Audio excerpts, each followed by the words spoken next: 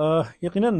دا خبره څه پټه نه ده چې دا وخت کې د خیبر پښتونخوا د سکیورټي حالت ډیر زیات ښه نه دي، بلکې ډیر زیات خراب دي. هغه بله خبره ده چې حکومت دا خبره یو طرف ته تسلیمي هم، خو بل طرف ته هغه د دې خبرې نه انکاري هم دي. مونږ که خبره کوو نو په کار چې مونږ په اعداد و شمار باندې خبرو وکړو د سرکاري ادارو او یا د خیبر پښتونخوا حکومت د خپلې سرکاري ادارو یعنې د پولیس ډپارټمنټ، د کاونټر ټیرریزم ډپارټمنټ چې کوم په لاین آرډر کې کار کوي، چې د هغوی کوم ریپورټس دي په هغه اعداد و شمار باندې خبرو وکړو نو هغه به زیات بهتر وي چې دغه تصدیق کوي دغه ادارې چې په خیبر پښتونخوا کې د سکیورټي څه صورتحال دي. دا چې کوم د دې کال 2024 د اولنۍ 10 میاشتې تېرې شوې اکتوبره پورې، نو د کاونټر ټیرریزم ډپارټمنټ خیبر پښتونخوا ریپورټ دا وایي چې په دې 10 میاشتو کې د خیبر پښتونخوا وزیر اعلی علي امین ګنڈاپور صاحب، د دې صوبې گورنر فیصل کریم کونډي صاحب او د دې صوبې د پولیس سربراه اختر حیات ګنڈاپور صاحب، د دوی چې کومه ابایي ضلع ده ډیر اسماعیل خان، هغه د شدت پسندۍ نه د ټولو نه زیاته متاثره ده. په دې 10 میاشتو کې چې کوم زمونږ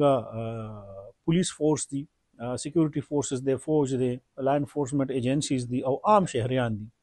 413 شهادتونه اوسه پورې شوي دي. 900 اتیاو پورې یا تقریبا 800 په دې کې پولیس فورس او فوج او عام خلک زخمیان شوي دي.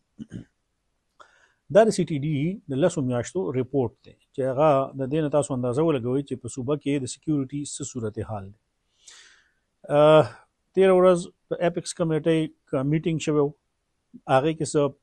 فیصلې وشوي چې موږ به دا اقدامات کوو. خو زه بیا هغې ته په دې نظر ګورم چې د صوبایي حکومت دلته ترجیح چې ده نو هغه لاین آرډر یا سکیورټي یا امن و امان ټیک کول نه دي. د هغوی ترجیح دلته اولنی ترجیح سیاست کول دي او هغه سیاست کول د وفاق خلاف یا د ریاستي ادارو خلاف یا د خپل د پارټۍ یو مشر د رهایۍ متعلق چې د دوی کوم ووټ بینک دی هغه صرف د دې متعلق دی او د هغې اولنی او اخري ترجیح هم دغه احتجاج، درنې، جلسې، جلوسونه دي. لاین آرډر او سکیورټي صورتحال چې دی هغه د هغوی په ډېر وروستو ترجیحاتو کې ده. دلته د بیډ گورننس صورتحال دی، ډېر بد حالات دي، الزامونه لګي چې یاره پیرالل حکومت جوړ شوی دی، د وزیر اعلی علي امین ګنډاپور صاحب رور چې دی نو هغه ټول سیستم چلی، نظام چلی، د یو کس لپاره قانون سازي کیږي چې هغه په اهمو عهدو باندې واغستلی شي، چې د پولیس فورس کم سربراه دی یا د بیروکراسي کوم اډمنسټریټیو پوزیشنز دي په هغې باندې چې کوم ناز خلک دي نو هغه په سفارشي بنیادونو باندې لګي. نو د هغې د وجې نه ډېر زیات صوبه کې صورتحال ګډ وډ دی